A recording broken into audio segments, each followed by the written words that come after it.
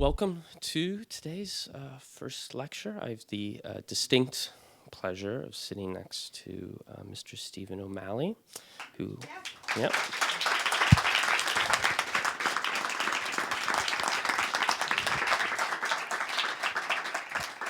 Thanks. He, as some of you may know, his music tends to be very long, and that's something we'll talk about. So we decided we'll play one very long song at the beginning, so you can get a little bit of taste of what he does, and then go from there. So do you want to introduce what this track is? Thanks for having me here. It's nice to be here and see all you folks. And welcome to New York. I recently finished an album I've been working on for a couple of years together with the Finnish musician Nico Vascellari. You might know him from Pansonic and a lot of solo work, and he's done tons of records over the years. He's an amazing musician. We started this record 2 years ago. Anyway, we finally finished the mix last month. This record comes out in November, but I haven't really played this track for anyone yet, so it's kind of a debut for y'all. But yeah, it's long. It's almost 20 minute long track. A lot of the music I do is quite long, and I think this we could talk about arrangements and composition and patience and deep listening through the use of time and distance and stuff like that later. But first of all, let's listen to this track. Yeah, the group is called ÄÄNIPÄÄ. That's the name. It's a Finnish word that means sound head, either literally a magnetic tape head, but I guess in the vernacular in Finland it also means someone who's totally obsessed with sound, like a sound maniac in a way. Okay, here it goes.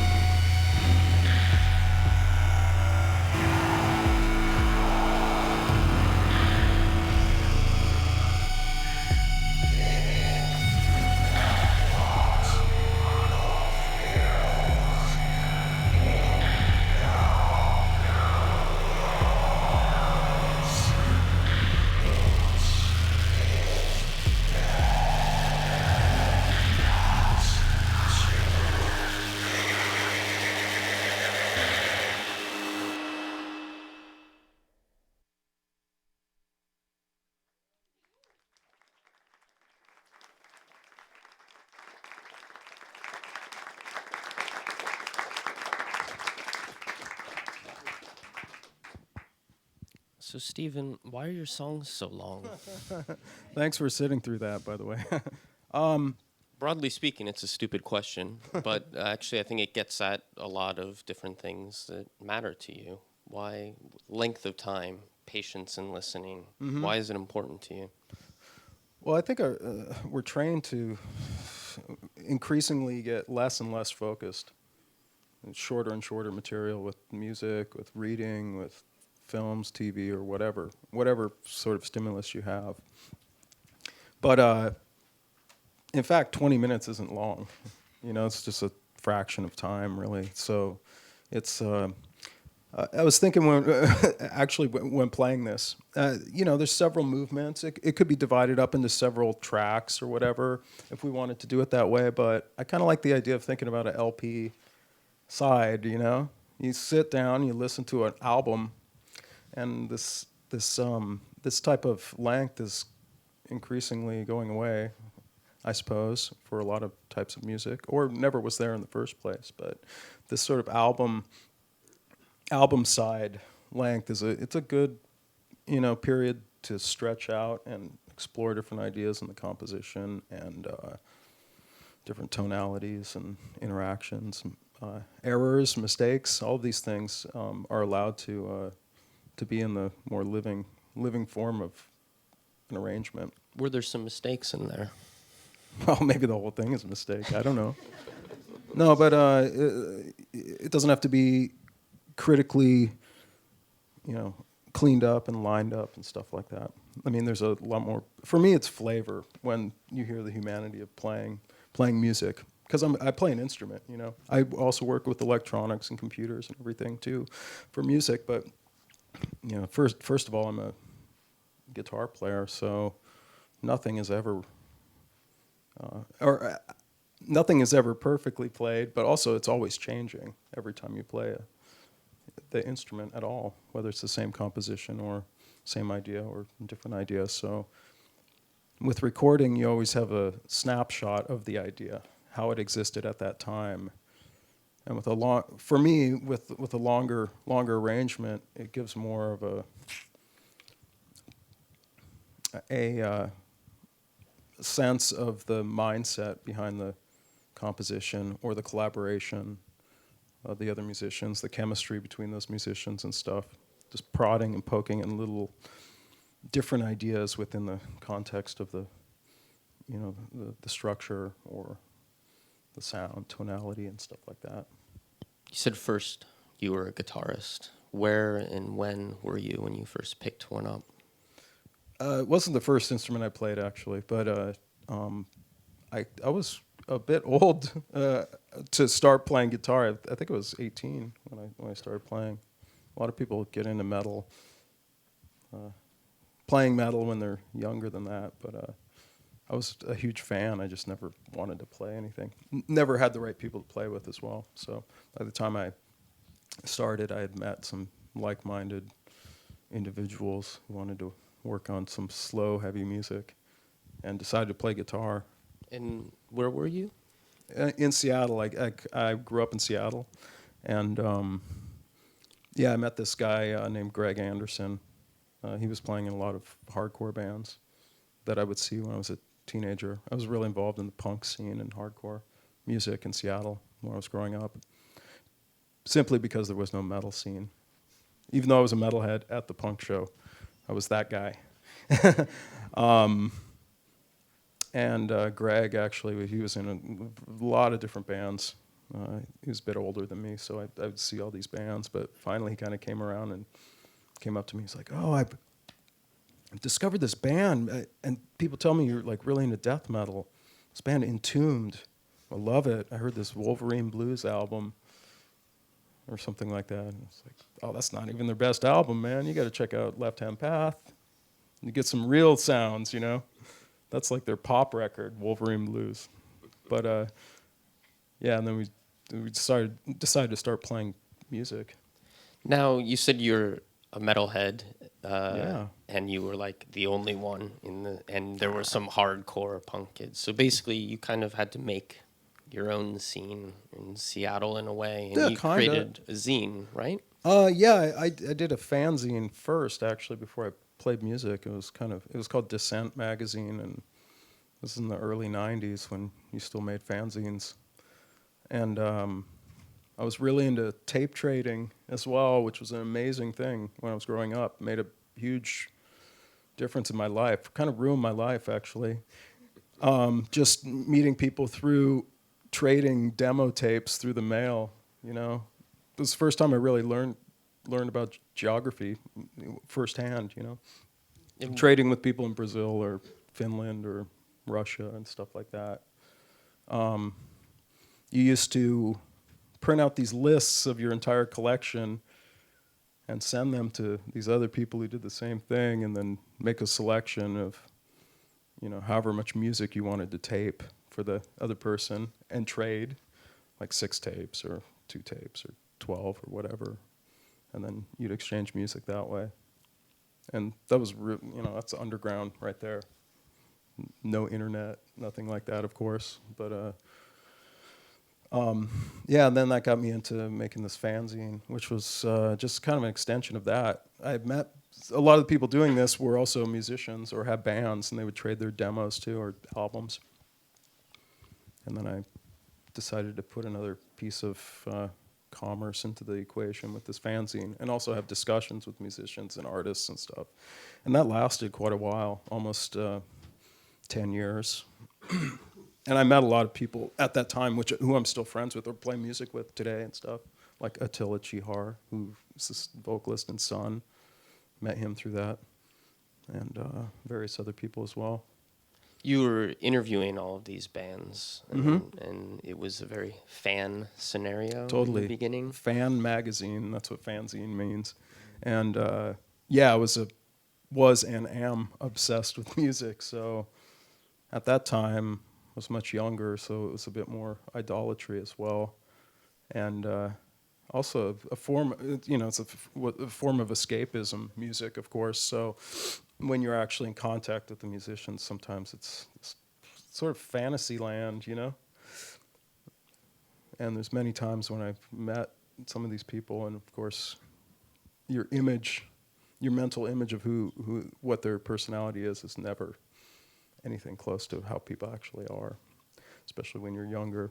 But yeah, it was. Who surprised you the most out of all of these people that you sort of had idolized in the metal world? Emperor. They're farmers. They're like rural guys living on a farm, but they're making this incredible music. And meeting Samoth, the guitar player, was like, wow, this guy's really mellow and humble, even though he burned down a church and went in jail and stuff like that. Like, he's got a daughter and has good hygiene. You know, so kind of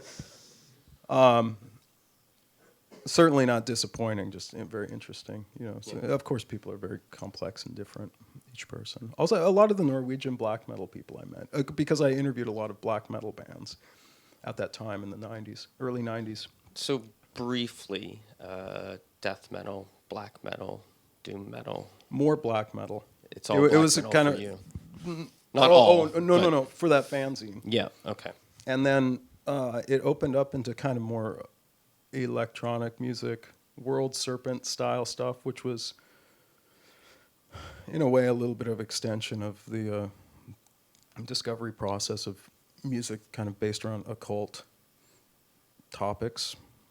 What sort of electronic inclined bands are we talking about here? Well, there's a label called Cold Meat Industries from Sweden, which I got really into at the time. Their aesthetic was really powerful, actually, in the 90s, or the packaging aesthetic, more than the music, actually. I mean, it didn't age very well, a lot of that stuff, but for my ear anyway. But this was kind of before I discovered minimalist music too, so it was kind of a pathway eventually leading to New York minimalist composers like Terry Riley and Lamont Young through this sort of post-industrial music, basically through music using synthesizers and drone, and then arriving or kind of discovering like real composers, not just people like me, you know, underground, whatever, coming out of these types of scenes. So,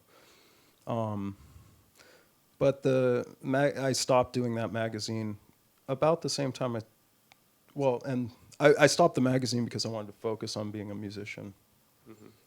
And you mentioned the aesthetic of Cold Meat Industries, and you designed the zine yourself, and you're a designer. Yeah, I became a designer after that zine started. Eventually moving to New York, working in advertising as a creative director and stuff. It's all started from doing a stupid fanzine at my mom's house, you know. But Cold Meat Industries, the boss of that label is named Roger Carmonic. Label's still around. I haven't really followed it in the past years, but he had a big phase where he used tons of Gaussian blur on photos and a lot of color saturation or desaturation and stuff, and it just set a tone that was really compelling. And you did a lot of covers in the 90s when you were sort of also starting your music career. Were you doing the blur thing? Was that your aesthetic? Yeah, I would say I ripped off Roger Carmonic a lot, but or was inspired by his style. I still am doing album cover design, actually. This is a big part of my creative output. Recent stuff I've worked on are some pretty cool series, LP series, from the label Editions Mago. There's Peter Rayberg, who runs the label. He does some sub-labels too, or sort of sponsors sub-labels which are curated by other people. One of those being curated by the GRM, the studio, the mythical studio in Radio France, where that Pierre Schaeffer started in the late 50s. But I was invited to art direct this series of LPs. Totally amazing, you know, Pierre Henry records and stuff. Well, there is a Pierre Henry record coming, but I designed a Xenakis LP recently. It's of electronic music that he made at the GRM. I really enjoy that. It's What's your approach when you are dealing with music like that? I mean, where it's kind of different than, I guess, metal, where it has a pretty distinct iconography. Very different. You mean as far as visual approach? I think a big lesson for every designer is to detach themselves from the subject, emotionally and conceptually a bit, and bring something fresh to it. It's a bit like mastering music. If a mastering engineer is supposed to bring their ears to it and their sort of taste without destroying it, I suppose. But with design, it's it can be complicated if you really get too far into it and don't. I think it's really positive to have sort of a Zen attitude about it and just allow a flow to present something to you and to the subject visually and naturally. But if you get too into it, then you're interpreting someone's quite abstract idea, which is music. It's one of the most abstract forms of creation, and you don't want to be in that role of it's a bit like it becomes a judgmental role if you go too far with it. So it must be interesting then to design your own album covers. That's hard. Yeah, it's hard because it's directly linked with the concept. And especially when you have other band members who may have thoughts on what that should be. Yeah, and usually they're people who don't really. Well, a lot of the time they've never done design or even visual art. So you have, of course, you want to keep a cohesive direction with everything with an album when you're collaborating. But there's a big negotiation process that happens a lot of the time. In the creation of the music too, though, it's an extension of that. It's another phase of that. It's always been really connected for me. So I don't really know if I would ever make a piece of music that didn't have a visual result as well. I've always thought music is intensely visual. Anyway, so somehow that could be a hindrance when you're trying to package something, as well as being another form of the expression of the music itself. So you mentioned a name earlier, Greg. Yeah. Who is he? And you said that you heard him playing slower. No. Greg Anderson. He's I play in a band called Sunn. He's the other guitar player. We formed that band, and we formed several other bands too, including Thor's Hammer, which was the first thing we did, which was a primitive death metal band, and another band called Burning Witch, which was a bit more artistic, I suppose. But Sunn, yeah, Greg and I have collaborated on a lot together with that band and other projects as well. He runs What was it about him, sorry, when you kind of first met him that you knew, like, this is a guy I want to work with? Well, like I was saying, we were just talking about music, and we're just music fans with something in common. I think that happens a lot with musicians. Like, you admire something, a third party's music. That's even more important than admiring their music. Sometimes you have something in common, something to start with. And yeah, we were talking about Hellhammer, Entombed, Nihilist, these kind of death metal bands that were slow and quite brutal and different, strange stuff. So that was the starting point, that kind of common interest. And you said the early bands, there was a primitive black metal one, and then there was, the second one. Oh, Burning Witch. Yeah, that was a bit artistic. more like, that was a doom band, I guess. That was more obviously a doom band. And at the time that band was in existence, we played in like small shows in Seattle and just recorded a couple of records. But over time, those records have kind of been recognized by a whole scene that grew later. And it's pretty amazing, actually, the longevity of that stuff. But because when the band was going, we were like literally playing in a Chinese restaurant, playing a show with like 10 people, you know, which was fine, great time. But it's strange how the trends change and how the history of music actually gets rewritten a lot of the time, you know, the importance of things. You were in these other bands with other people, and then you decided to go off and do Sunn O largely with Greg. Yeah, Sunn was the project Greg and I decided we just wanted to do as just a guitar band initially, and it was just 2 guitars. And it was kind of like a reunion, actually, because we had moved to different cities. A few years we didn't play music together, and then we had both ended up in LA and we're like, let's play music again. And then it was totally simple. A simple way of a band getting together. You just get in a room with someone else and play music. And then there it is. Then there's something, if you're lucky. And that's what it was. And it's that band's done so many different things over the years, but that's the core of it, and that's still what it is. I mean, it's just 2 guitar players trying to play parts as cool as stuff we like, you know? It seems like there's the same ambition, sort of. Yeah. Just with more resources, you can also expand on those ambitions much more. There's a couple of things I wanted to just touch on with the band. Like, it seems like the live show is very much a visceral experience, and you'd been together before you'd come to kind of, I guess, that decision of sort of making that a big piece of it. Part of the picture, yeah. How did you come to that decision? And, how was that how did that become such a big part of what you do? Wow, it really changed a few years after the band began. We had made some albums and recordings and stuff and did a couple of small concerts, but never really pursued a live thing at all. And we were kind of given an opportunity to do something on a bigger scale.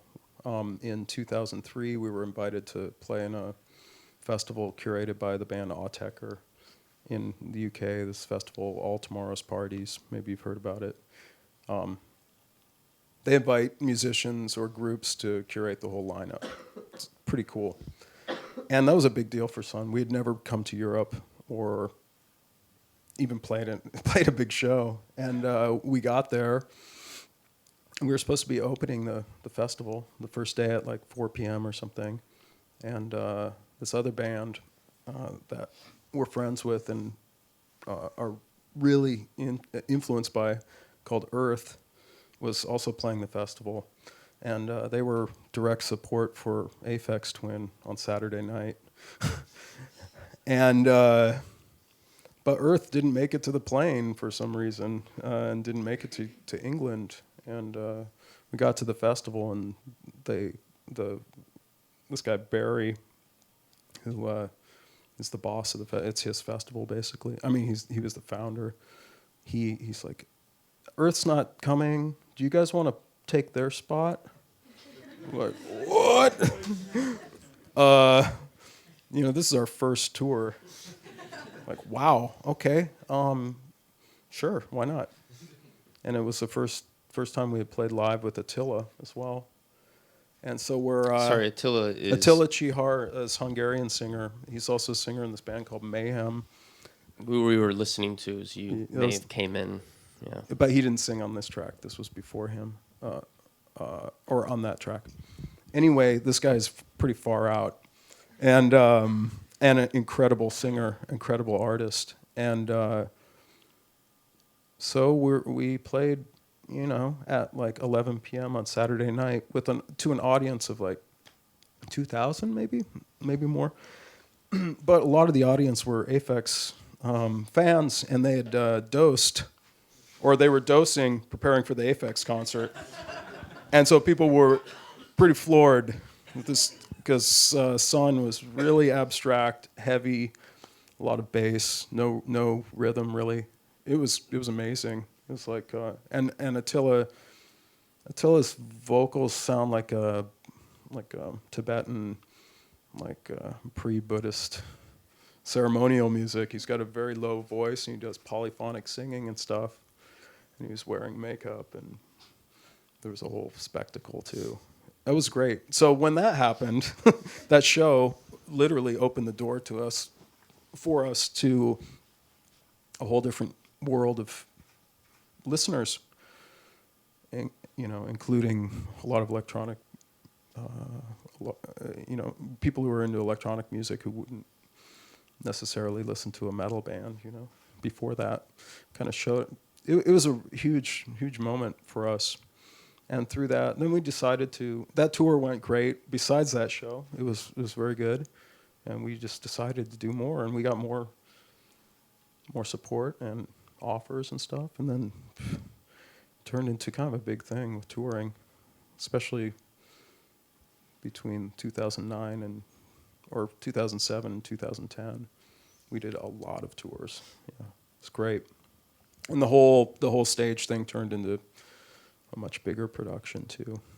A lot more equipment and amazing sound man, and we were able to play in better venues with amazing PAs and stuff, and it kind of turned into, I always think about the band or any band as a multifaceted creature, right? You have the live version, you have the recorded version, you also have the visual version, maybe you have a film version, but these are all parts of the whole. And I would say Sunn has been fortunate to have very distinct facets. Obviously, the visual version is something that people have talked about. Mm-hmm. For those who don't know, you guys were dressing up in robes and during live shows. But there's, as I understand it, the reasoning behind that was not to, at the beginning, it wasn't necessarily to do anything except distract people from paying attention to you. It was to just distance them from, It's sort of when you have a uniform involved in any context, it's to remove the individual identity. That's the purpose, and to create a cohesive identity. And that's what it led to very quickly when we started doing that. At the very first moment, it was simply we don't want to be.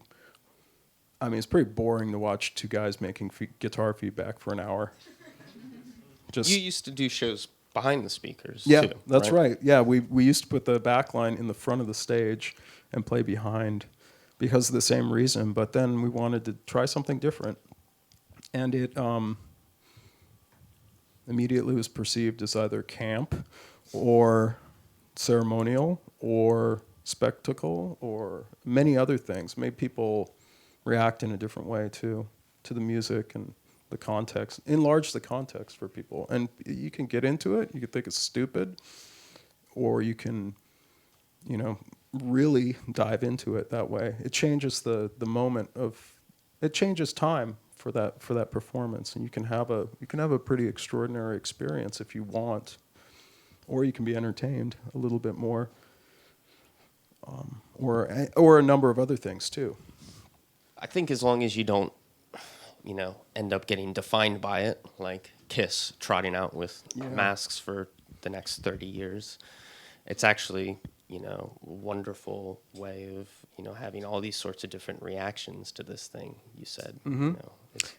It's also a good way to involve a lot of other collaborators without making it a big deal, or like a guest star type of thing, Sunn with Masami Akita, or with this person or that person, Justin Broderick, or, we've had a lot of people play with us live without it being a guest star type situation, which I think is great, because those musicians can then dive into it even more too, and maybe play in a different way that they wouldn't normally do in their main thing.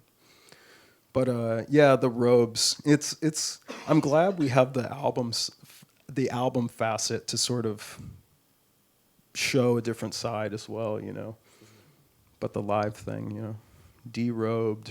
We should do a tour with no robes. Wow. But it could be another group of people doing the same music. Then it becomes more about the music itself than us or the group.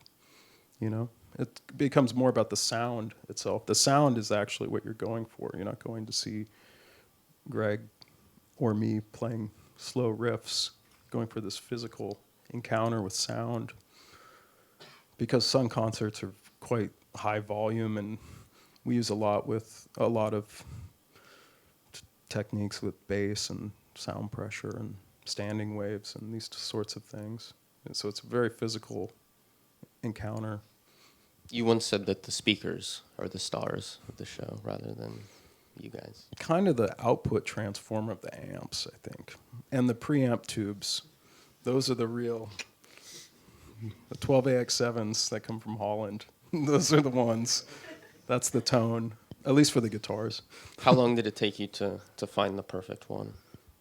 I didn't find it yet. There's a guy that plays with Sunn named Toss. He plays Moog with us sometimes, but he's also a amplifier repairman, guru, mod guy, and he collects vintage tubes.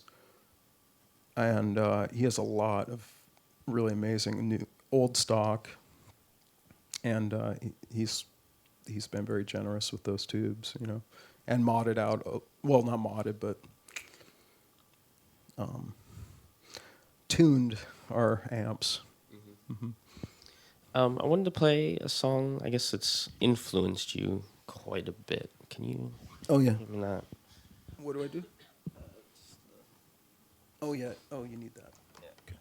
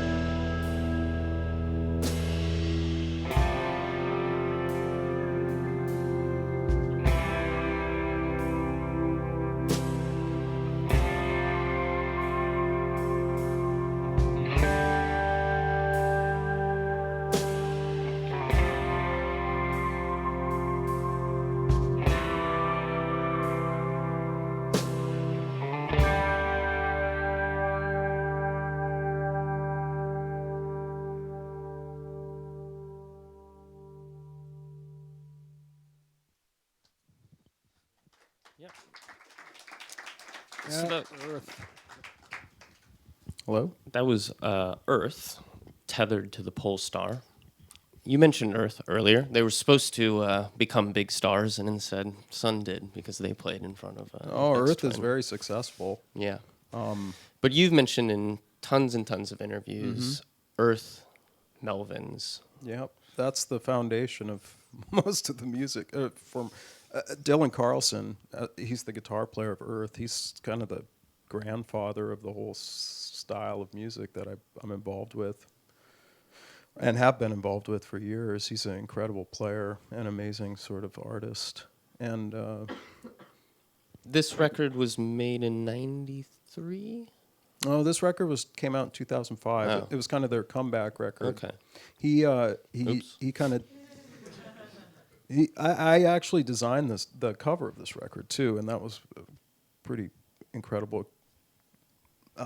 Incredible to be involved with it in some way. Dylan kind of disappeared for a few years, and then Greg met him, and Greg also runs a record label called Southern Lord, and he kept in contact with Dylan, and then this other guy we work with named Randall Dunn, this producer in Seattle, coaxed Dylan into making a new record, or helped support him and encourage him in doing that. And it was this album, which is called Hex. And early Earth stuff sounds much different.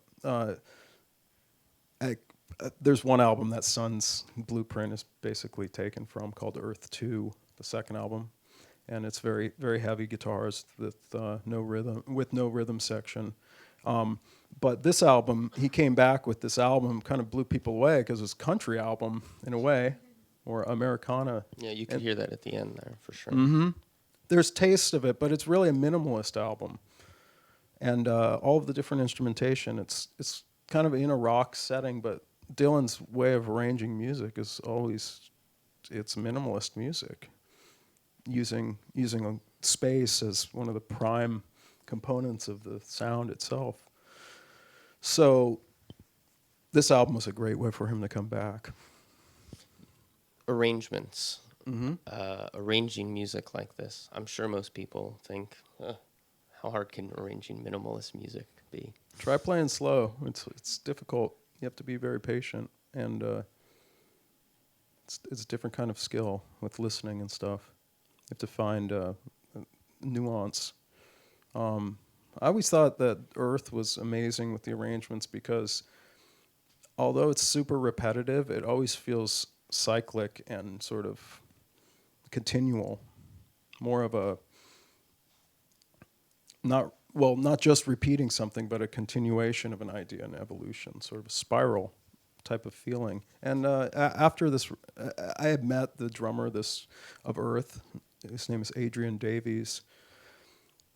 Shortly after this record was released, and one of the things we realized was she didn't know how to count Dylan's music, and she didn't realize that he was continuing or using a phrase and evolving the phrase over repetition. She thought it was one long piece, and playing drums like that in that way, pretty fascinating and incredible that she was able to do that and do several records like that before she realized, oh, I can count 6 of this style, 6 of this, or 8 or whatever. Doing a 10-minute memorization of each nuance. That's a different way of playing drums for sure. But I was listening to that song, the drummer, it just must be so tough to just hold back in the same way as a guitarist. Yep. How did you, early on, are there lessons that you can impart as to holding back, being able to play slow? Well, it must be very difficult for a drummer, I have to say, more than a guitarist or other instrument, because when a drummer doesn't play, there's nothing happening. They're sitting there. And, of course, the point of playing drums is beating something, so it requires some other sort of listening from the musician. That's always been the most difficult role to fill in the bands I've been in. And it takes a long time. You have to kind of relearn the instrument. So I guess that's why you and Greg were like, yeah, we'll just do guitars. One reason. One reason, yeah. But I played in some other bands since that have had drums. And then the first track I played, I mean, it's a drum machine. Or there's drum programming, which is a totally different mentality than playing drums as an instrument, I think. I was in this group called Khanate for many years, which was a New York-based group, sort of 2000 to 2006. And the drummer of that band, his name's Tim Wasquita. He, it took about a year to form the music, to find the role, not only for his drumming style, but also for myself and the singer and the bass player. But you kind of have to arrive at that destination together, or at least in parallel. And yeah, it must be very difficult for a drummer to do stuff in that sort of tempo and restraint. Your guitar playing. Tell me about the people you were listening to aside from Dylan that really influenced you in what you do. I love a lot of guitar players' styles. There's one Japanese player that I'm really fascinated by named Keiji Haino. He's a pretty abstract player, so psychedelic style, but he also focuses a lot on space. He was the first guitar player I read an interview by that, that talked about the space being more or as important than the tone itself. He's an amazing player. Was that something you had already kind of thought of, but hadn't seen it or not with those words. Verbalized? It's quite poetic to put it that way. At least the way he put it. I mean, he said it in a much more beautiful way than I just explained, I think. But it really stuck with me. It's like, yeah, that's true. This restraint. Well, not only are you restraining yourself as a player, you're also involving a lot more of the universe in your sound, because those areas are still filled with perception. But it's perception of the room, or it's perception of the resonance, or it's perception of the people around you reacting. It opens things in a different way. Wanted to ask you about KTL, which is a duo, I guess, that you do with Peter Rayberg, who you also mentioned, who runs Editions Migo. Yep. How did that begin? Peter had played with Sunn a few times, actually. He's a computer music guy. And he also works, or has worked a lot with this French theater director named Gisèle Vienne, doing scores for her plays and choreography pieces and stuff. And they were preparing a piece in 2005, and they invited me to join on the production. So Peter and I made the score for that piece. That was called Kinder Totenlieder. And we really enjoyed working together. And eventually we were invited to play some concerts and stuff. So it kind of became it started as a fake band in a way, playing live in this theater piece, but then it turned into another band, KTL. And then we've done a lot of projects with Gisèle Vienne, and also album projects and stuff since. And we're playing tomorrow in New York.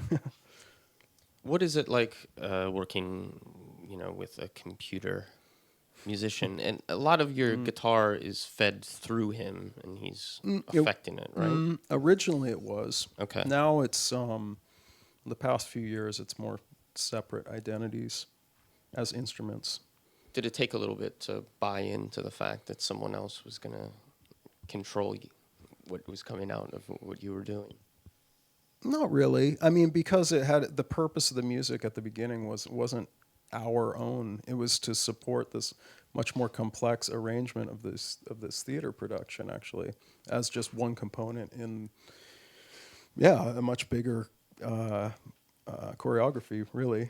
With lights and actor and dancer and stage design, all of this stuff. The music isn't the central point. So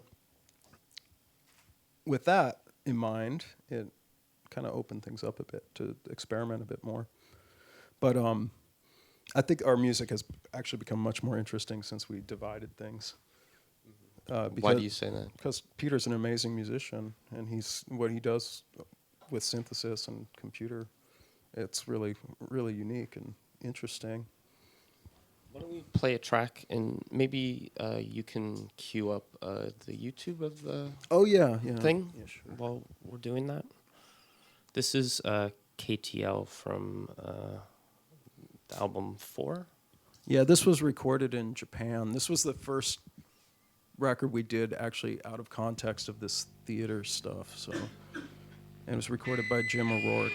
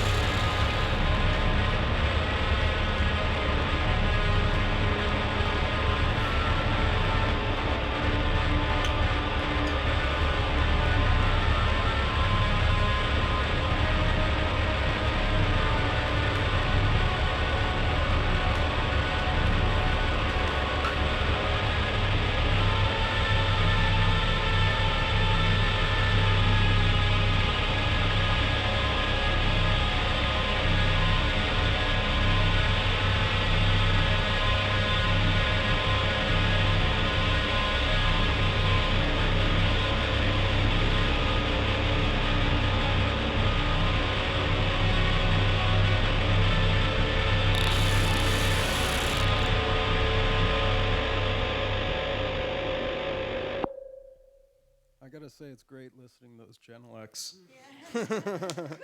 That's cool. Oh.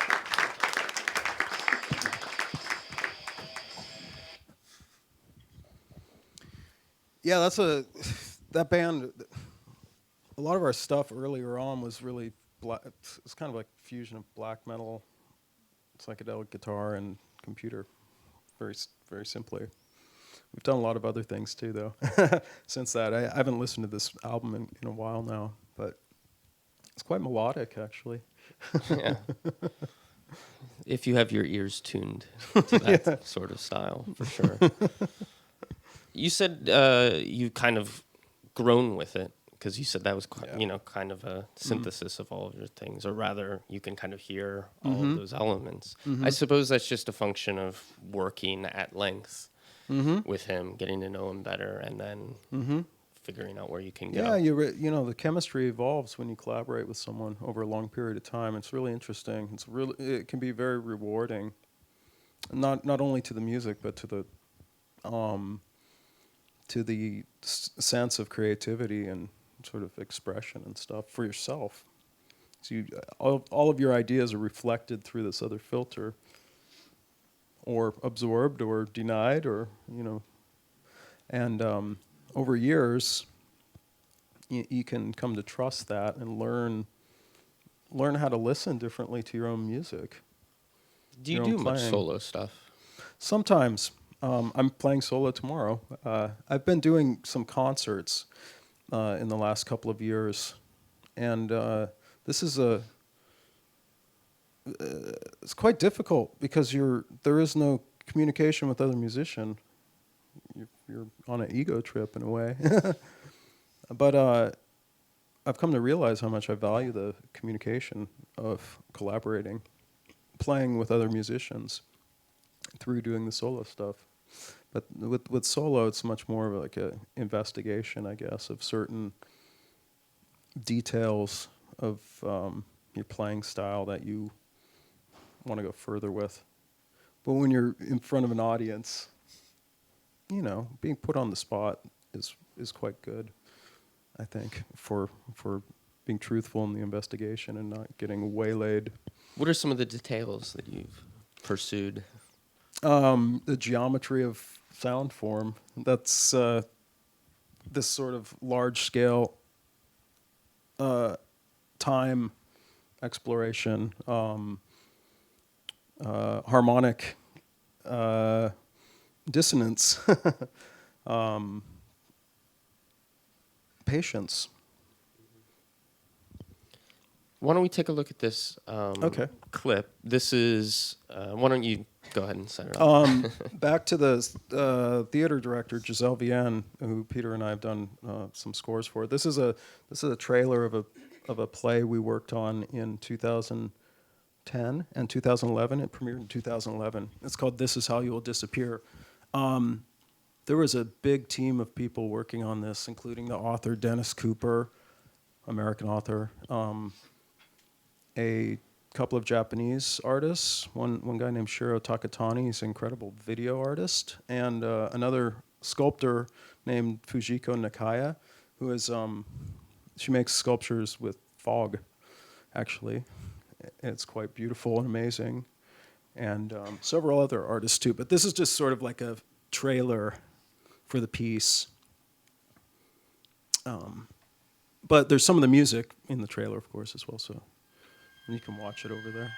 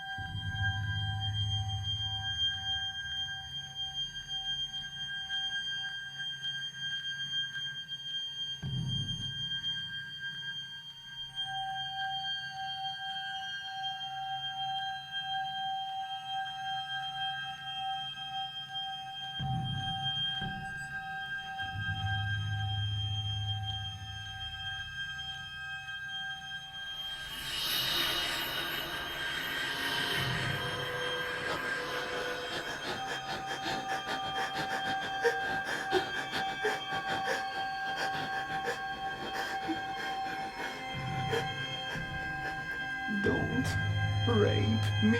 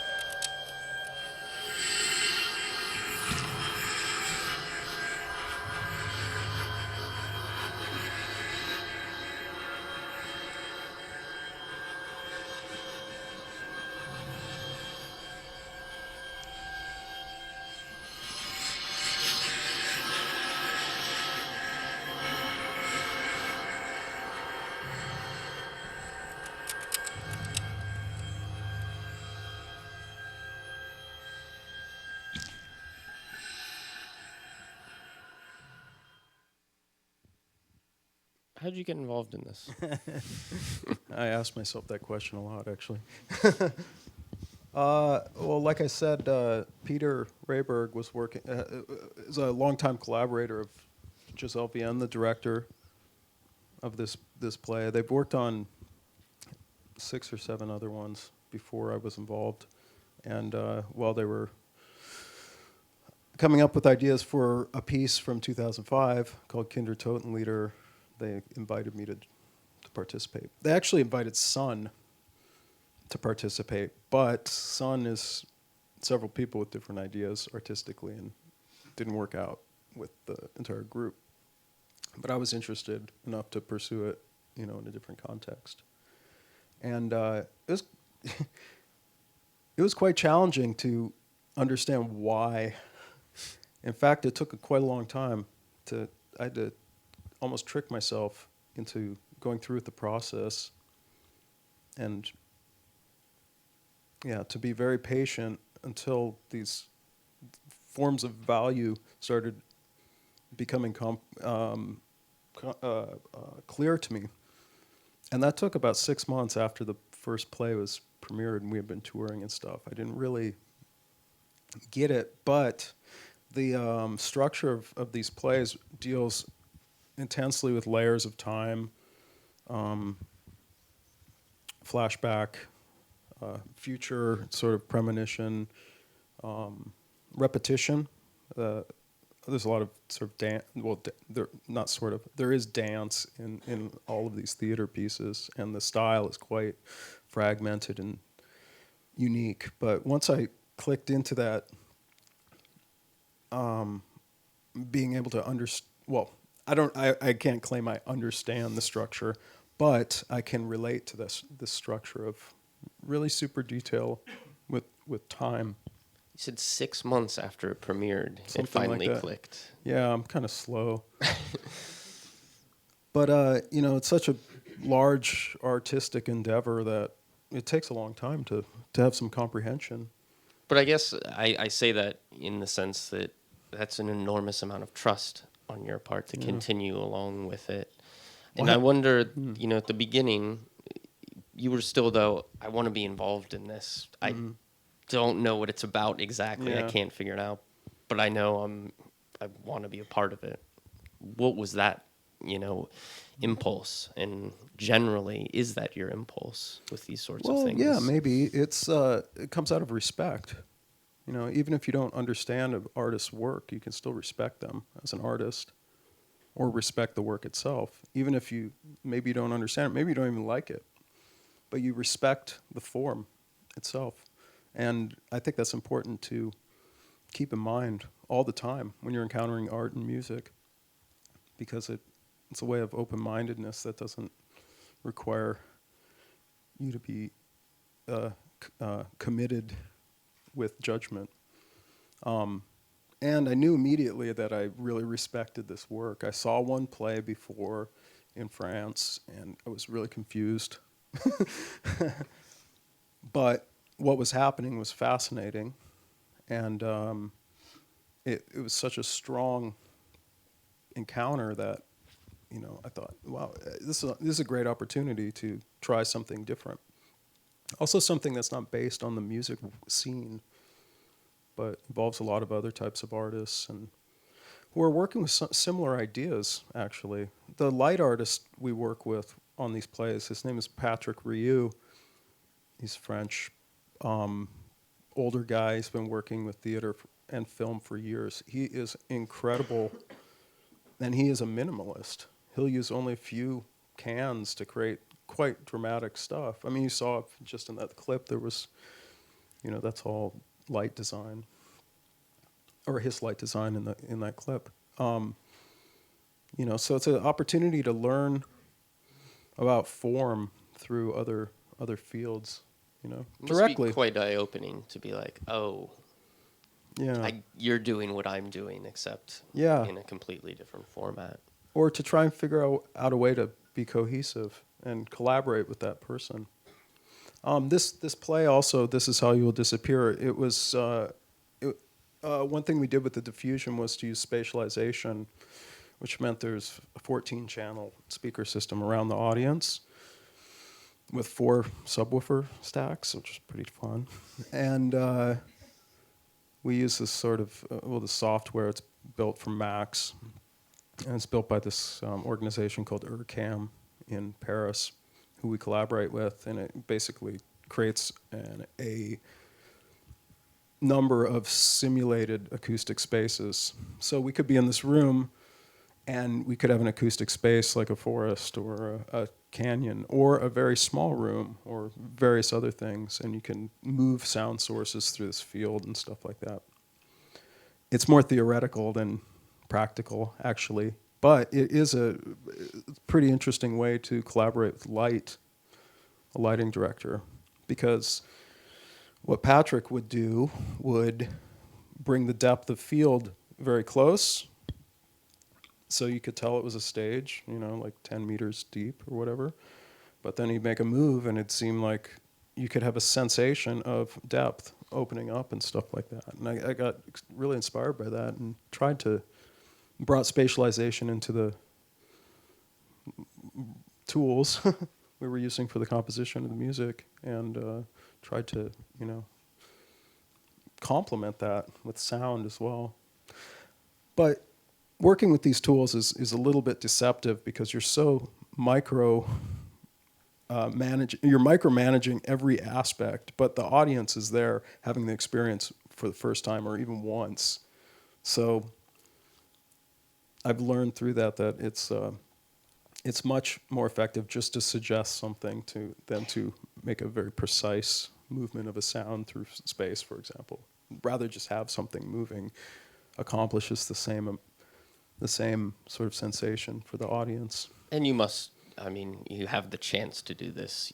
You need to Yeah. employ all of your Yeah. patience skills to be like, okay, hold off. There's no need to whiz bang every moment with it. Exactly. We're working on a new piece actually called The Pyre, which will premiere next month in France, and we're using spatialization again, but we're using it a bit differently and in a much more simple way. We actually have a programmer who's building the spaces, and we just have faders. Like, okay, now we want a large outdoor space or whatever, and you just bring it in with that stuff. But all of that spatialization stuff is now possible with Ableton, with Max for Live stuff. It's the same algorithms, not the same algorithm for the reverb, but you can do a lot with multi-channel stuff with Ableton and do spatialization. It's the same people it's URCAM, the same engineer I work with from URCAM is the guy who made the multi-channel stuff for the new Ableton. Manuel Poletti is his name. So are you using Ableton quite a bit then? For the theater stuff, yeah. It's great. It's very useful for diffusion, as we like to call playback.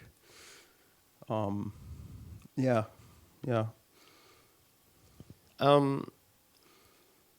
I kind of know the answer to this in a way, but I'm curious. You came from this metal background, and it's kind of a scene, At what point did you or was there a crucial sort of record or something that really opened you up to more abstract and experimental music? Well, it's hard to pin it down on one album. Yeah. Earth was a big part of it, though. Earth 2. Mm-hmm. Hearing that as a metalhead teenager, oh, this is heavier than all of my death metal records, but there's no drumming and no singing. You know? Mm-hmm. And he's talking about this guy called Lamont Young, this other guy called Pandit Pran Nath. Like, who are these people?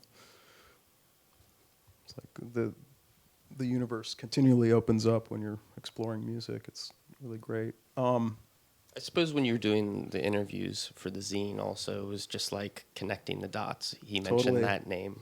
What is that name? Exactly. I'm going to go, and then further and further down the rabbit hole. In some way, it's quite selfish, you know, to be a journalist, to be able to connect those dots of personal interest when you have the chance. I agree. Yeah. But it's, you know, you're not killing anyone. You're just like feeding your deep addiction to music.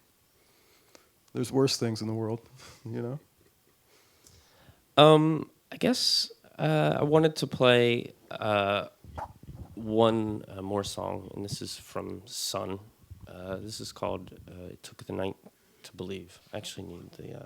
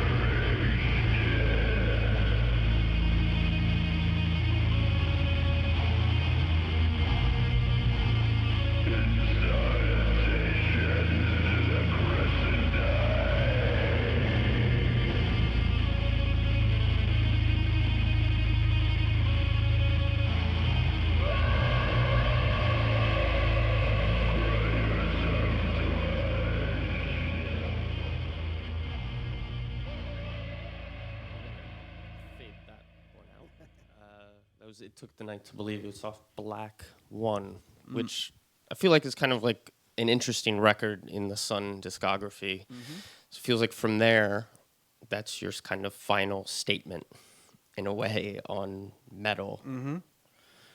I agree. In a way, I mean, actually, the background of that record is like 15 years old. It goes back to what I was talking about earlier about Greg Greg and I sharing interest in this sort of extreme metal music when we started playing together. So in some ways, black metal wasn't new in 2005 when we did this record. For us, at least, this is like 20 years of fandom and interest. And I think that one of the most interesting things about that album is the people who didn't play on it, who we work with, like Attila, who is the singer of Mayhem, arguably the most important black metal band, at least from the 90s.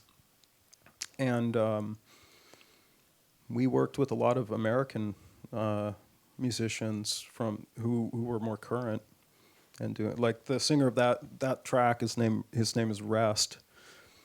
Jeff Whitehead. He has a group a solo project called Leviathan, and really interesting music. And we worked with another guy named Malefic, who has another group solo project called Zather, and we did a couple of tours with him as well.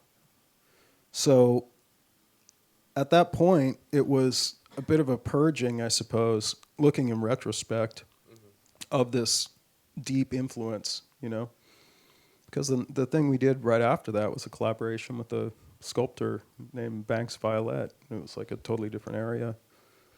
And obviously you had those interests before Black One, but Sure. it does seem like some sort of looking back again, a demarcation line. Well, another thing, to be perfectly honest, that record was the most successful thing we did up until that point. So we Must had have been hard to not want to kind of sort of repeat it. There's Or a maybe lot it of wasn't. clues there. We did 2 records called White, and one was White 1 and one was White 2. So we did Black 1, but it's one, Black 1, as a figure. But there's endless comments about when is Black 2 going to come out. It's like, yeah, that's going to be our hip hop record, or a gospel record or something. And I wouldn't want to. We did repeat it in a way because we did a lot of touring with that music, and there's some recordings that came out of those tours. But it mutated. Sunn's music is constantly mutating because it's abstract on a level that allows the current influences of the musicians to, transform it in real time. And the way you've described Sunn, it must be a really rewarding process to constantly be shuttling in people and like come in and be a member of the band for a minute. You getting all of these inputs. Is there a particular person you're working with now that's inspiring you? You just put out a record. All of them. Yeah. I feel extremely fortunate to be able to collaborate with the people I've met and to be given opportunities to do all these weird, interesting, stimulating projects, and that people pay attention to a point that it sustains it. One guy I work with a lot over the years, and he's played in Sunn as well, is Oren Ambarchi. He's a really fascinating musician, human being, artist, scholar, many other things. Food expert, so he's very fun to tour with because he always knows where to go to find the best food. It's a good tip for the musicians in the audience. Yeah. Go on tour with someone who is a foodie. Totally. You spend all your money, but it's worth it. This is part of the reason of touring, to check out new cuisine around the world. I think it's like one of the most important parts, actually. But yeah, he's coming to music from a very different point than I am, and it's really stimulating. Also, Rayberg, this guy, I don't even think he would call himself a musician. No, and he thinks he would say musicians are like the lowest form of artist, even lower than pantomime. Thinks it's like I'm like, wow, okay. But he that's an example of his point of view being very different than a lot of other musicians. and it's fresh. He has very different way of thinking about structure and in nonlinear ways, basically, which is really important, I think, to always have in mind when you're making music.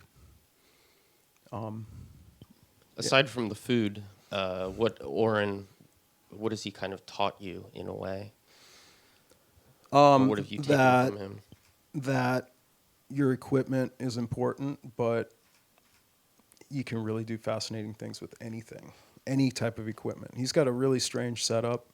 A lot of his music sounds like it could be computer generated or synthesis, but it's guitar processing. Everything is guitar processing. Or you'll see he's playing tomorrow night too. You get a chance to listen to it. But his setup is really, I mean, as a gear maniac, you look at his setup and you're like, what? Wow, that's really interesting. Like how you use all this stuff in ways I never considered, you know.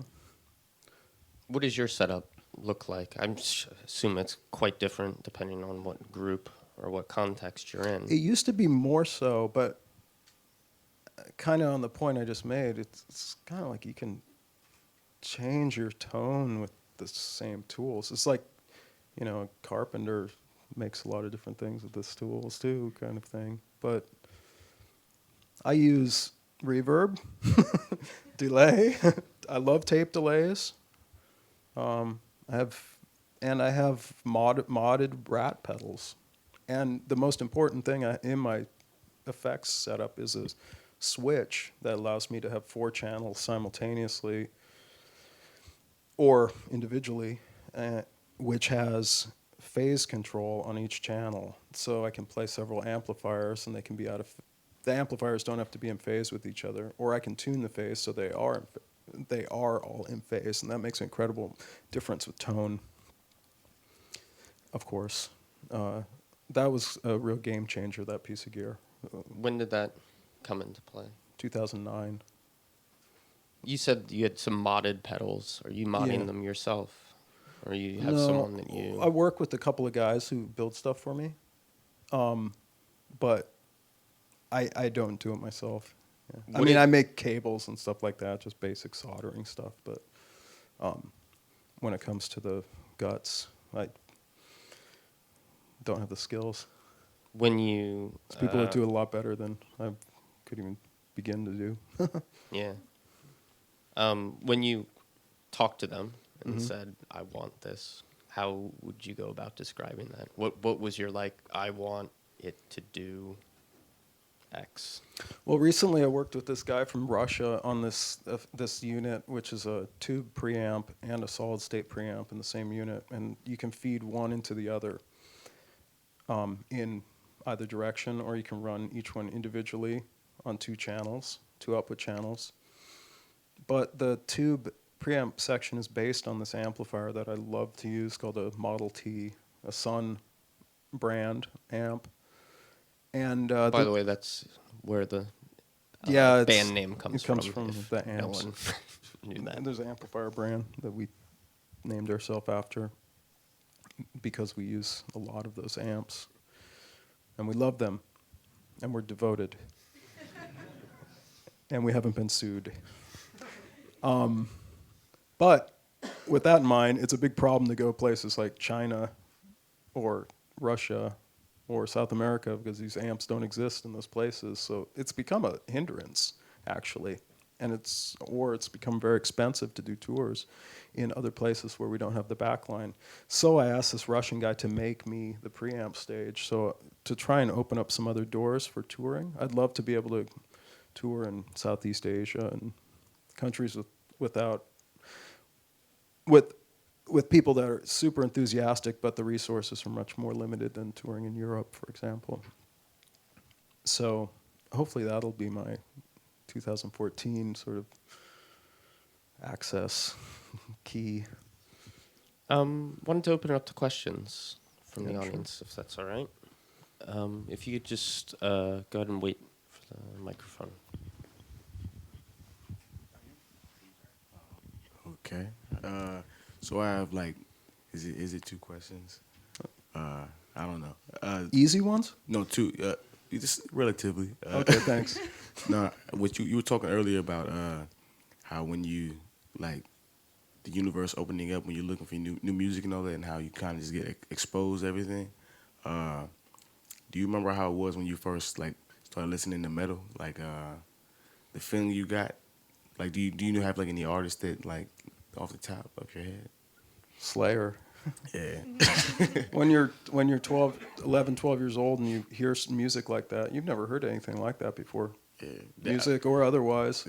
Definitely. That's when I started realizing that music existed beyond a radio or background entertainment type thing. Like narrowed in, focused on it. You know what I mean? Yeah, I do. It's crazy I didn't start getting like really exposed to music until I decided that I wanted to like really pursue it, and that was only a couple years ago. And, Cool. And like my friends listened to like everything, and they like got me like really eclectic. It's really cool. My other question was about the Japanese psychedelic guitarist. What was his name? Keiji Haino. Keiji Haino. He's been playing music since the 60s. He's in his 50s now. I've been lucky to play with him in a group, actually with Oren and Ambarchi, a trio where I play bass. Oren plays drums, and Keiji is the master. So of course he's our master. You know, we're just the rhythm section, just the rhythm. But his most well-known cult project was called Fushitsusha, which has existed and not existed throughout time. It's currently active again. Can you spell that? Hey, let's watch a video of Fushitsusha. All right, let's do that. I'm gonna write it down. Yeah. That's my question. So I'm done. That's yours? Or that's it? Let's see here. Oh, here's something from last year. You want to plug that in? We'll just watch a few minutes because this guy can play for a long time.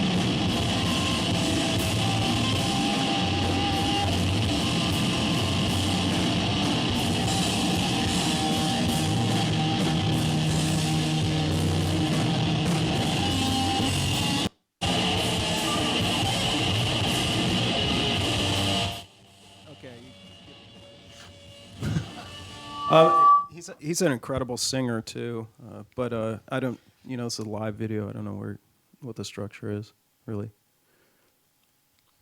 Something about That's him a with good that white freeze of hair him. too. Yeah, Nowadays. He's a wizard. Are there any other questions?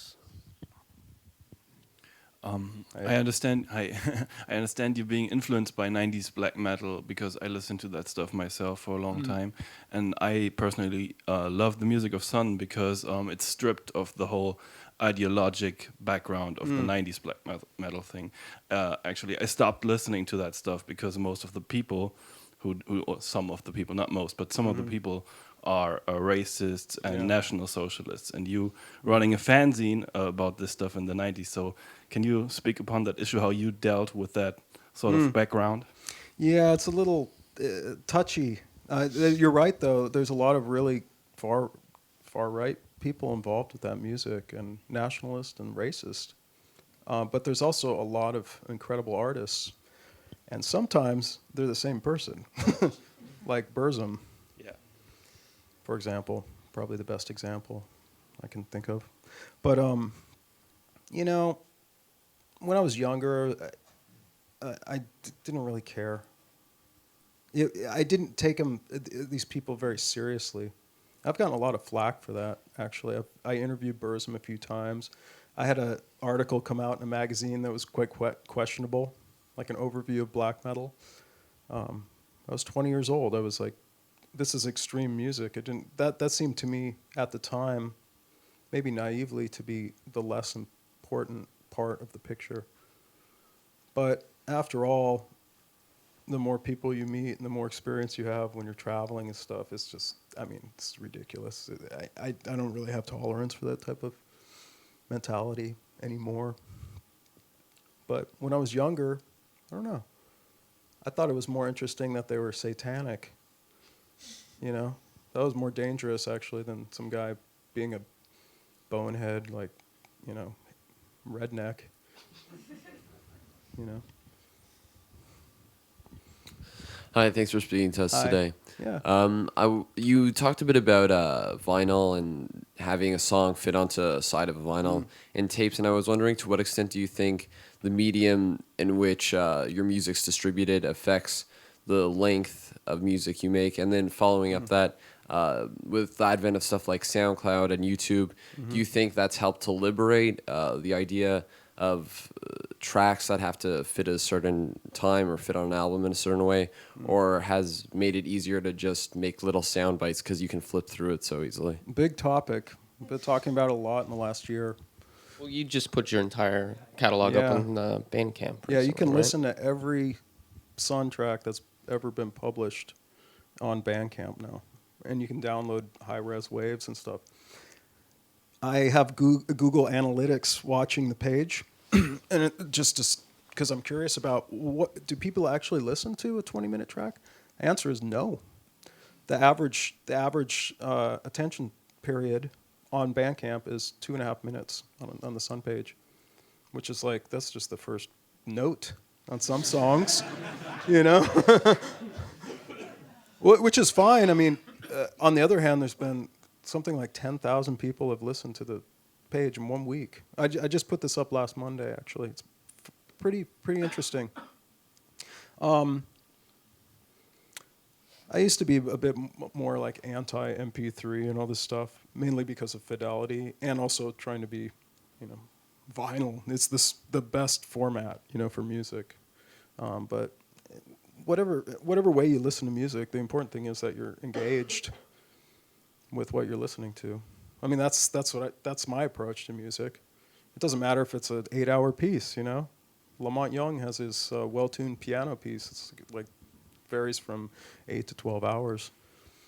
But you know, John Cage has like a 600-year organ piece that's being played right now. If you're listening to music with intent, then it's informing you of something. So it doesn't matter if it's 10 seconds or 10 minutes. I think that's.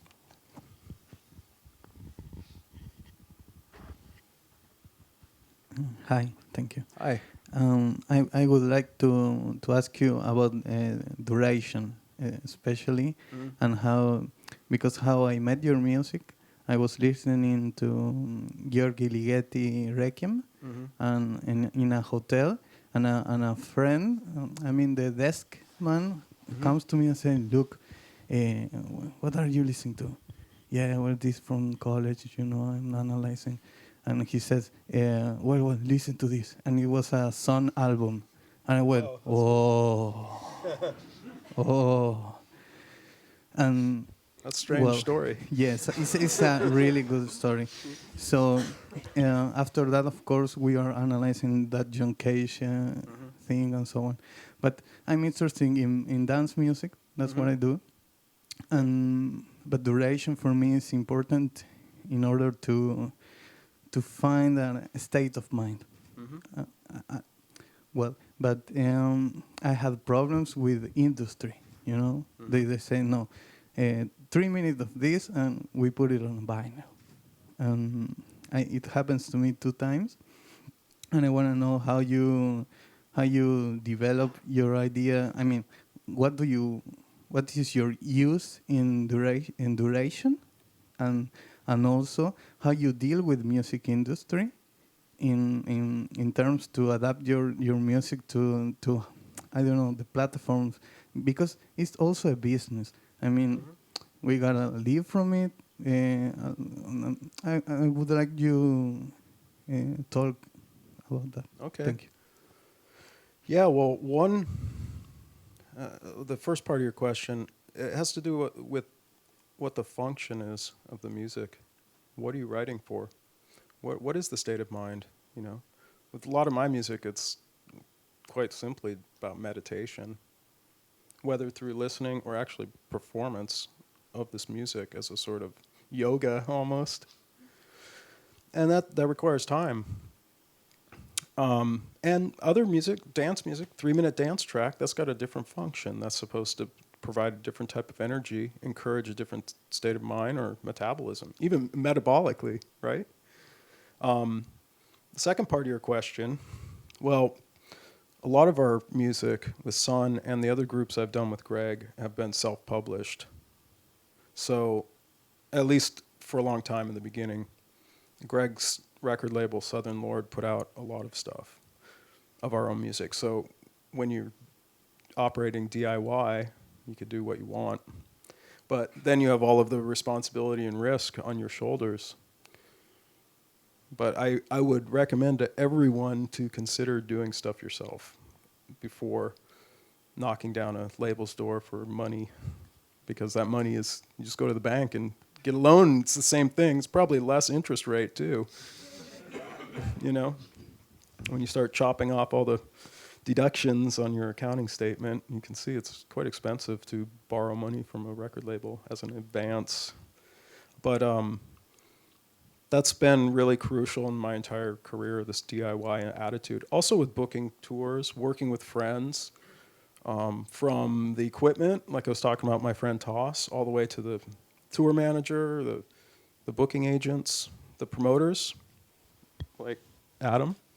You know, we're all, it's like there's a level of respect that's really like a friendship, you know? So, I mean, you know, you're dealing with relationships there too. But DIY, man.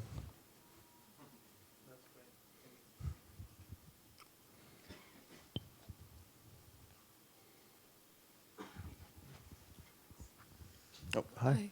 I was just wondering, in terms of approaching composition, in terms of the philosophies that are feeding into your work, how much John Cage has influenced you, in particular in terms of that idea of expansion, and, you know, 2 minutes mightn't be so interesting, but 4 minutes becomes more, and 6 and 8 and 36 and so on, and how much of that idea of expansion as a mechanic to make repetition become something else. His thoughts on that. John Cage is a composer I came to late, actually maybe in the past 6 years, actually through Merce Cunningham, coming through dance. And he was always referenced, but it's kind of like Elvis being referenced, like, yeah, you know, he made rock and roll, whatever. Or he made rock and roll pop. He made pop. But once you get into John Cage's methodology, of course, is fascinating, and he basically did almost everything with experimental music before the 80s, or, you know, ideas that people have been very inspired by and become seeds to working in very different ways. So I also came to John Cage more as a visual artist with his scores and stuff. There was a great exhibition of his scores in Norway a few years ago I got to see. It's a great catalog of those scores and stuff, but also the kits for preparing the piano and other instruments and all of these instructions and stuff. I think rather than focusing on numbers, I think the methodology of being experimental is the great greatest thing John Cage brought to the music and art universe, you know, the postmodern one, at least. Thank you. Hey. Hi. At what moment do you start experimenting with electronic like beats and electronic music? And what was like the main motor to do it so?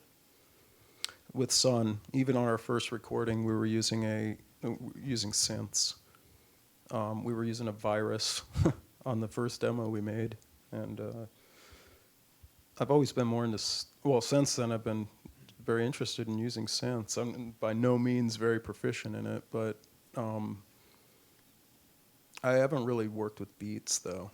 The stuff in the first piece that's Mika Vanyo. He's like great with that sort of heavy beat making. Yeah. I noticed there's some great synths in the studio here, man. It's awesome. You can just, you know, it's again, it could be a very non-linear way of making music. If you don't understand, is your way of making music very linear in your mind? making an album usually is. Unfortunately, you have to finish at some point, so you gotta, you know. But the way you're describing working in, you know, what you're imagining upstairs is non-linear, and you're saying that the way that you work is not that way. Well, with synths, especially modular synths, I've always been confused to a point where it's like another language I don't understand, you know? But I can still try to speak it and try to find something. So it's a exploration. I mean, there's people who know how to find specific things very well with synths. But it's not necessary. So who brought the virus into the studio in that first demo?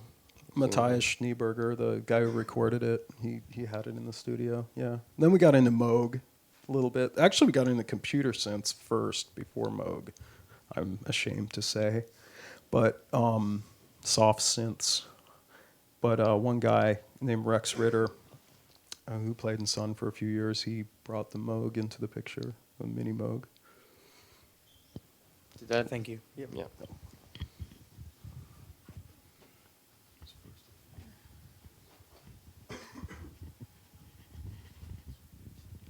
Hi. Hi.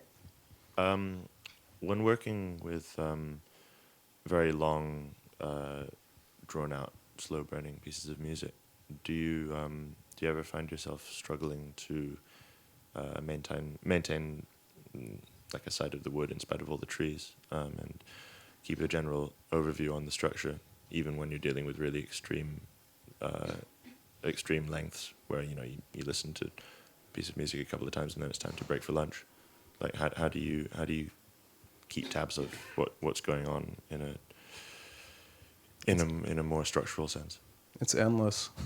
It's difficult. That's stimulating, though, to try and keep in mind not points on the points of reference, but an entire piece, because that a lot of the time with the length or duration based music, that's the most important part anyway. It's the full experience.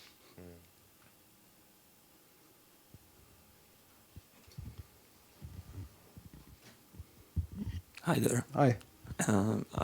I just worked with Arthur in I guess they called ambisonics installation with 8 speakers. Mm-hmm. So if you like to talk a bit more, I'm becoming very interested in it. So.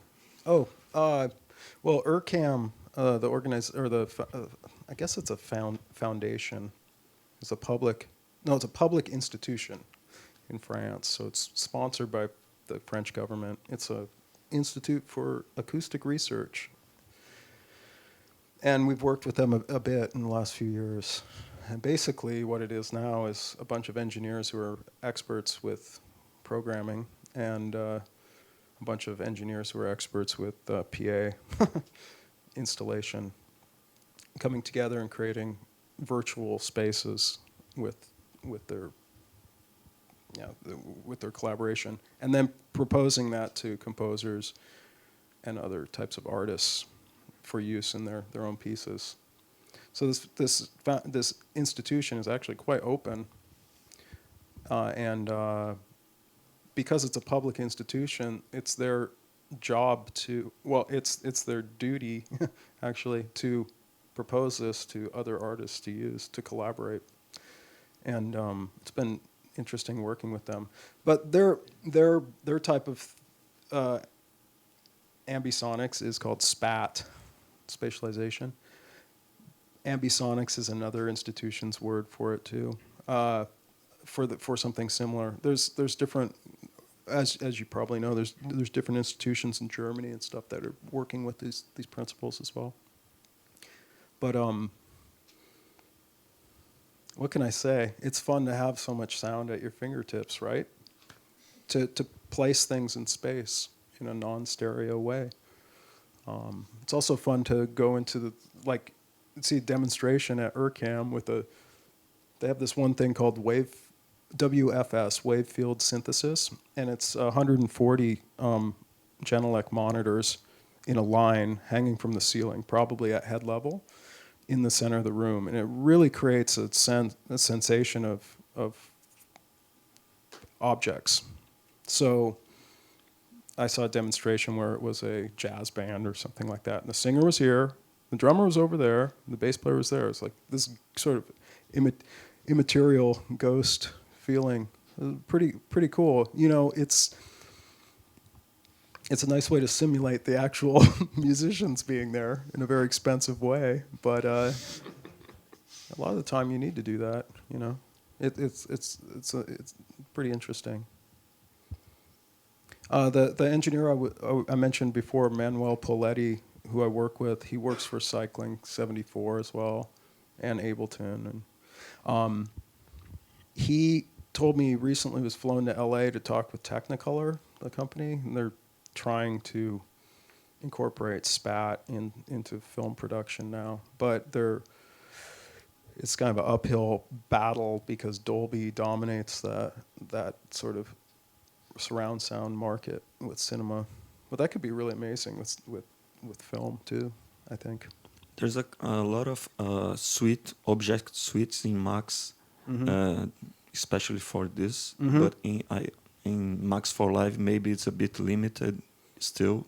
I'm not a programmer, so I'm looking forward to learn more about it. Well, Ableton's, it's funny they have these spatialization things, but you have to do this busing in order to get the multi-channel output, because Ableton just does stereo, right? But you can achieve the same thing with external busing, or you can do, you can have 12 buses in Ableton, right? So you can have up to 12 sound sources, and the way the multi-channel Max for Live plugins are created, it's set to go into this busing system, even off a single channel, But it is limited, yeah.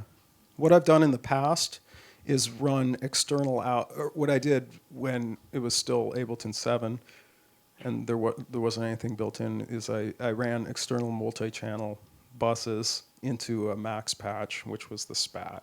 And then, of course, with Max, you can have as many ins and outs as you want. But that had to be specially made for my project and stuff. And it crashed a lot. Pretty awesome to have that crash during a performance. Are there any other questions? Thank you. I thought August would. Okay. Hi. I was just wondering, because you mentioned Lamont Young's well-tuned piano, and then dance music, and I think dance music can be very durational also. Like you can go to Berghain and dance for 10 hours. And I think you can look at this as a different kind of focus, which is more bodily oriented rather than, mind oriented or awareness oriented. And I'm just wondering if you think there can be any similarity between the two, or are they totally? Oh, absolutely. It's one of the. That's why I like working with the theater. Gisèle Vienne is a choreographer as well. So, and there's these incredible dancers we work with sometimes, and Really interesting. I didn't really know how close music and dance were before doing this, because my music isn't really dance music, I guess. Although there is Gisèle has told me, yeah, a lot of people are dancing. What do you think headbanging is? It's just like a different extenuation Yeah. of energy and. Mm-hmm. I guess it's physical connection. Well, and I think with the loudness, it's definitely body music. I mean, you that's can true. feel Yeah, that's true. the bass. Yeah, that's true.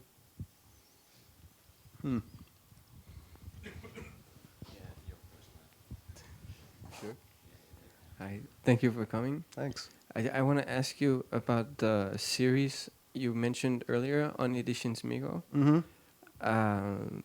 Is that the one called Ideologic Organ? Is that on? No. That's a label I curate through Editions Mego. It's similar. The one I mentioned was called GRM. Okay. But it's also a sort of sub-label of Editions Mego. Okay. Mm-hmm.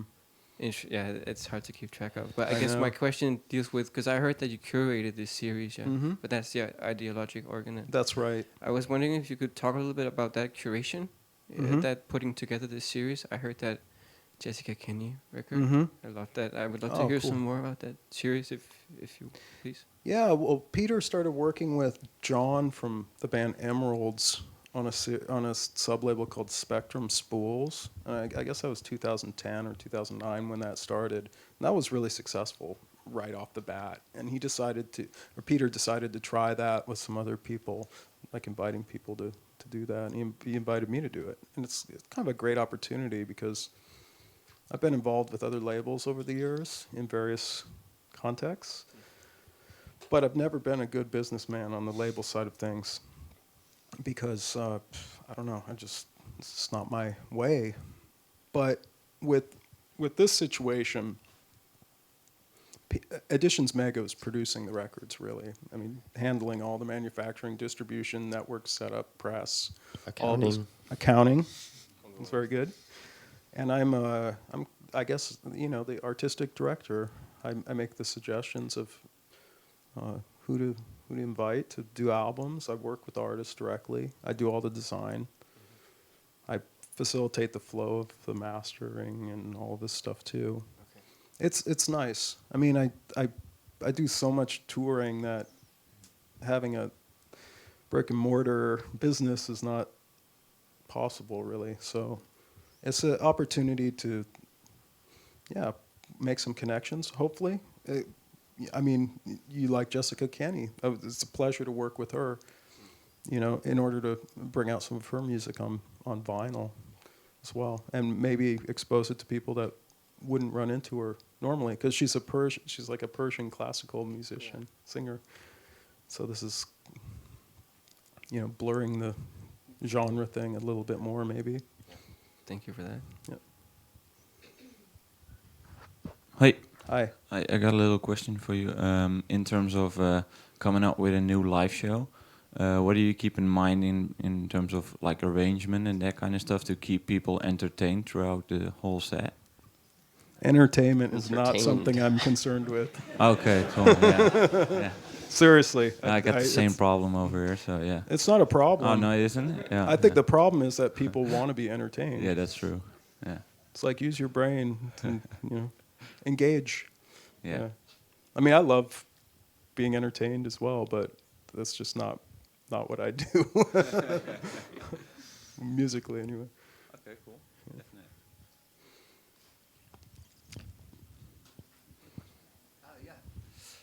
Hi. Hi. Actually, two questions. You were talking about the releases. I was interested in how you found out about the FERPA. Is that how you... FERPA? Yeah.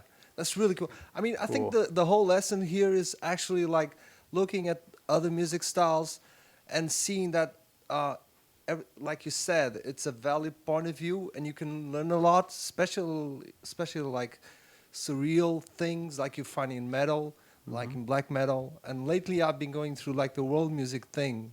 And one of the music that I found was that Tibetan monk. And I just was like nuts. And I was interested to know how you found out about them, how you actually picked them up, because you must like find a lot of this world music occult thing. How do you think that one would work and the other one wouldn't? It's really weird, but it's really like It's out beautiful there. music. You can learn a lot about it, even if you just don't wanna, if you don't like it.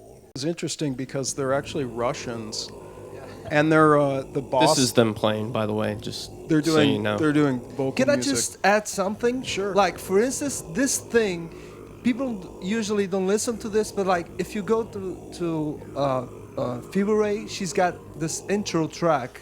She kind of listened to this. She incorporated this into form, the maybe. music. Yeah, so you can listen to it and get inspired, even if it's not something you like. Put on your. Well, the first thing is on the entertainment tip. This is not music; it's prayer. Yeah. It's religious prayer, actually. Yeah, that's it's an incantation. In fact, it's not. I mean, we perceive it as music because a that's how we religious listen. thing, yeah. But actually, the purpose of this form of music is prayer. It's like a hymn, something like that. Is it here that polyphonic thing you said with the vocals? Is it? It's learned from this. Well, let me tell you about FERPA. So it's the leader. It's kind of a sect, and the leader is this man named Alexis Destoop, and he actually comes from the industrial music scene in the Makes 70s sense, in Moscow. Like, Yeah. can you imagine how brutal that must have been? Yeah.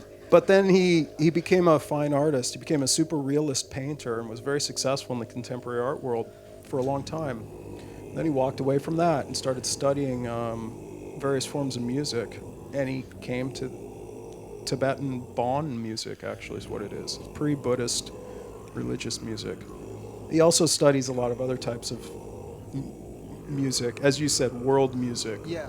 But all world it's music not means easy to- is yeah. non-pop Yeah. music, kind of. It's not easy in a to way. tag it. Folk but, yeah. music, maybe. Yeah, that's true. Yeah. And so he created, well, he made 2 solo albums using this type of instrumentation and singing. And then he formed FERPA with some students, basically, or even acolytes, you could call them.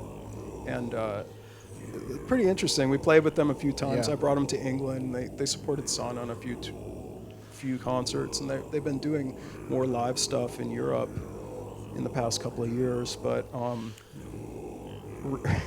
I mean, they're militant too. They have their uniform. They all follow this guy. But the first time you listened to his work, was it because you knew him already? Is that it? A good friend of mine turned me on to it. Oh, okay. So you're not doing like this digging through. Oh, sure, yeah. You are endlessly, obviously. Yeah. Okay. But this group in particular, I got turned on to through this producer I work with named Randall Okay. Dunn. Just as friends share their music interests and stuff. Okay. And then I just tracked him down on the internet. Of course, they have a web page. Wrote him an email and got in touch. But the whole process. And it was released actually on. Yeah, the it was the label. first. It was actually the first album Yeah. released on the Ideologic Organ How did the guy label. from Mego react to it? By the way. I thought he liked it. Yeah. Yeah. I mean, we wanted to do something different with my imprint than definitely. Mego or Spectrum Spools or these other labels anyway. So one of those things has actually been involving more acoustic-based music. Okay. And the second, can I just ask one more? Really fast. She wants to. Okay. Also, do you think that we're trying to not use tagging, but I've seen a lot of tags used on you, like avant-garde. Do you think those help in bringing metal to like other audiences? I mean, I'm not sure if that's I know what you needed. mean. I know what you mean. I mean, you Red know, Bull it's was another, yeah. I would never call myself avant-garde. I would call myself a retro-garde. Yeah. But